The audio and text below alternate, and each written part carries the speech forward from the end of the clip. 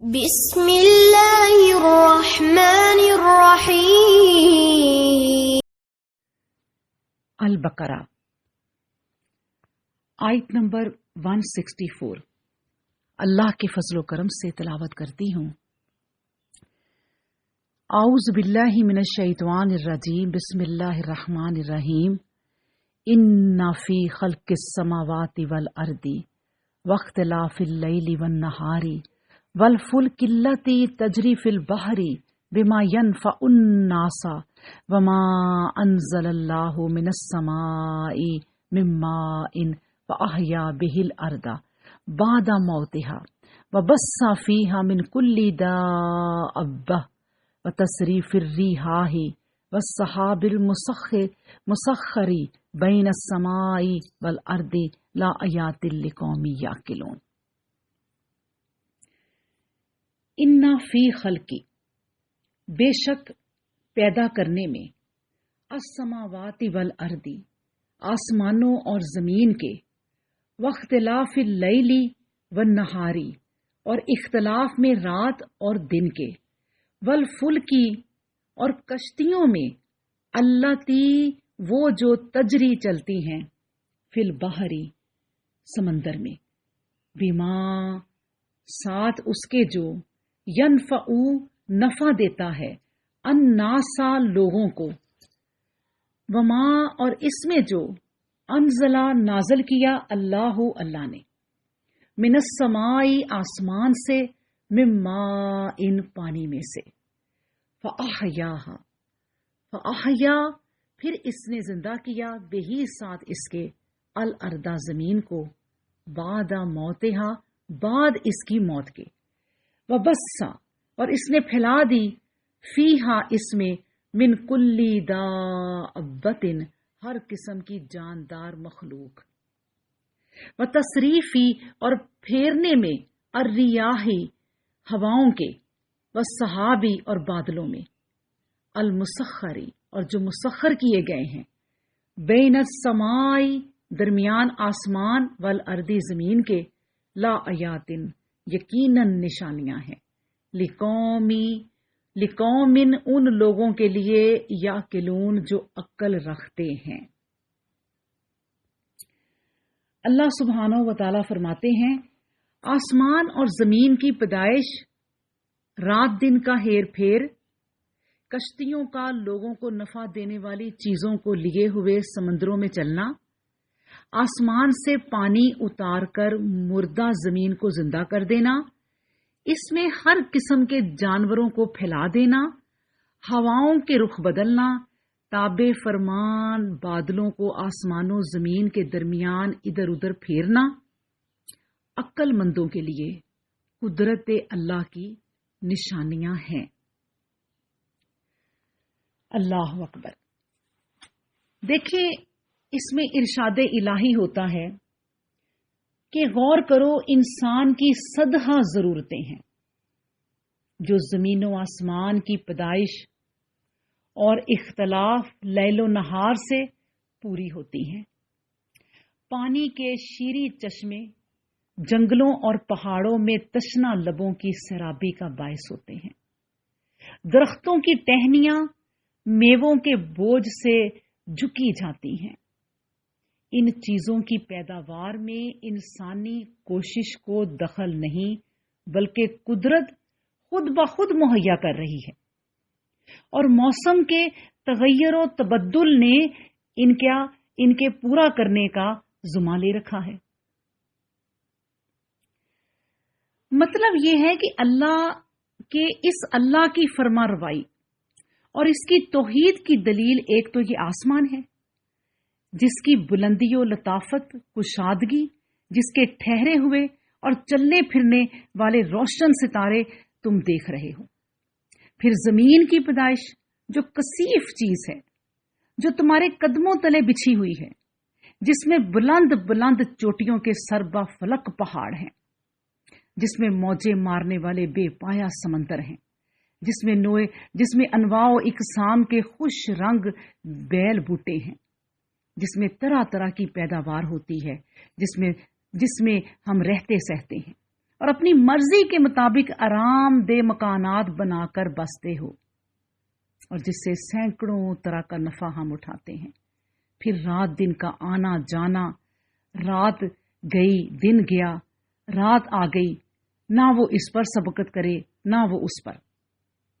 ہر ایک اپنے صحیح اندازے سے آئے اور جائے، کبھی کے دن بڑے کبھی کی راتیں، کبھی دن کا کچھ حصہ رات میں جائے، کبھی رات کا کچھ حصہ دن میں آ جائے۔ پھر کشتیوں کو دیکھیں جو خود تمہیں اور تمہارے مال و اسباب اور تجارتی چیزوں کو لے کر سمندر میں ادھر سے ادھر جاتی آتی رہتی ہیں، جن کے ذریعے اس ملک والے اس ملک والوں سے اور اس ملک والے اس ملک والوں سے رابطہ اور لین دین کر سکتے ہیں۔ یہاں کی چیزیں وہاں اور وہاں کی یہاں پہنچ جاتی ہیں۔ اللہ اکبر۔ پھر اللہ تعالی کا اپنی رحمت کاملہ سے بارش برسانا اور اس سے مردہ زمین کو زندہ کر دینا، اس سے اناج اور کھیتیاں پیدا کرنا، چاروں طرف ریل پیل کر دینا، زمین میں مختلف قسم کے چھوٹے بڑے کارآمد جانوروں کو پیدا کرنا، ان سب کی حفاظت کرنا، انہیں روزیاں پہنچانا، ان کے لیے سونے بیٹھنے چرنے چگنے کی جگہ تیار کرنا۔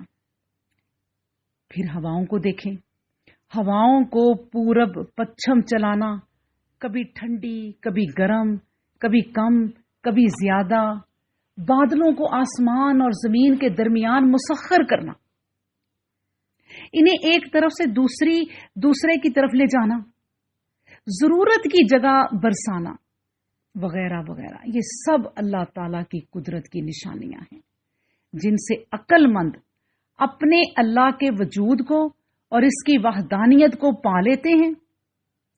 جیسے اللہ سبحانہ و تعالیٰ نے فرمایا ایک جگہ کہ آسمانوں زمین کی پیدائش اور رات دن کے آنے جانے میں عقل مندوں کے لیے نشانیاں ہیں، جو اٹھتے بیٹھتے لیٹتے اللہ تعالیٰ کا نام لیا کرتے ہیں اور زمین و آسمان کی پیدائش میں غور و فکر سے کام لیتے ہیں اور کہتے ہیں کہ اے ہمارے رب، تو نے انہیں بیکار نہیں بنایا، تیری ذات پاک ہے، تو ہمیں جہنم کے عذاب سے بچا۔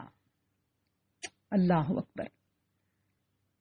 حضرت عبداللہ بن عباس رضی اللہ عنہما فرماتے ہیں کہ قریشی رسول اللہ صلی اللہ علیہ وآلہ وسلم کے پاس آئے اور کہنے لگے کہ آپ اللہ تعالیٰ سے دعا کیجئے کہ اے نبی صلی اللہ علیہ وآلہ وسلم کہ وہ یہ صفا پہاڑ کو سونے کا بنا دے، ہم اس سے گھوڑے اور ہتھیار وغیرہ خریدیں اور تیرا ساتھ دیں اور ایمان بھی لائیں۔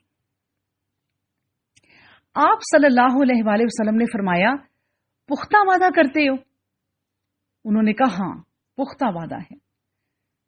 آپ صلی اللہ علیہ وآلہ وسلم نے اللہ تعالیٰ سے دعا کی، ابھی دعا کر رہے تھے، حضرت جبرائیل علیہ السلام آئے اور فرمایا، اے نبی آپ کی دعا تو قبول ہے، اللہ فرماتے ہیں کہ آپ کی دعا تو قبول ہو جائے گی، لیکن اگر یہ لوگ پھر بھی ایمان نہ لائے تو ان پر اللہ کا وہ عذاب آئے گا جو آج سے پہلے کسی پر نہیں آیا۔ آپ صلی اللہ علیہ وآلہ وسلم کانپ اٹھے اور عرض کرنے لگے، نہیں اللہ نہیں، تو انہیں یوں ہی رہنے دے، میں انہیں تیری طرف بلاتا رہوں گا، کیا عجب آج نہیں تو کل، کل نہیں تو پرسوں ان میں سے کوئی نہ کوئی تیری طرف جھک جائے۔ تو اس پر یعنی اس واقعہ پر جو میں نے آپ کے سامنے رکھا ہے، مفسرین کہتے ہیں کہ یہ آیت اتری کہ اگر انہیں قدرت کی نشانیاں دیکھنی ہیں تو کیا یہ نشانیاں کچھ کم ہیں؟ ایک اور شان نزول بھی اس آیت کا ہے کہ جب یہ آیت وَإِلَٰهُكُمْ جو میں نے پہلے پڑھی ہے اتری تو مشرکین کہنے لگے، ایک اللہ تمام جہان کا بندوبست کیسے کرے گا؟ اس پر بھی یہ آیت ہے دلیل کہ وہ اللہ اتنی بڑی قدرت والا ہے۔ اچھا، بعض روایتوں میں ہے کہ اللہ کا ایک ہونا سن کر انہوں نے دلیل طلب کی کہ کیسے ایک اللہ سارا نظام چلا رہا ہے۔ اس پر بھی یہ آیت دلیل ہے، اس پر بھی یہ آیت جو ہے وہ نازل ہوئی کہ اللہ سبحانہ و تعالی وہ جو زمین و آسمان کا تمام نظام چلا رہا ہے. اور یہ بات بھی میں آپ کو بتاتی چلوں کہ یہ جو زمین و آسمان کا اللہ سبحانہ و تعالی ذکر فرماتے ہیں یہ ہماری نظروں کے سامنے ہے، ہم جانتے ہیں، اس لیے ان کا ذکر فرما کے کیونکہ ہمارے سامنے یہ ہے. تو بہت ساری کائناتیں ایسی بھی ہیں جو ہمارے سامنے نہیں ہیں، اللہ تو ان کو بھی چلا رہا ہے. یہ تو وہ کائنات ہے جو ہمارے سامنے ہے اور جس کو ہم جانتے ہیں. اللہ اکبر. اللہ تعالیٰ ہمیں جو پڑھتے ہیں اس پر غور فکر کرنے کی توفیق عطا فرمائے اور اس پر عمل کرنے کی توفیق عطا فرمائے. وآخر الدعوانا ان الحمد للہ رب العالمین.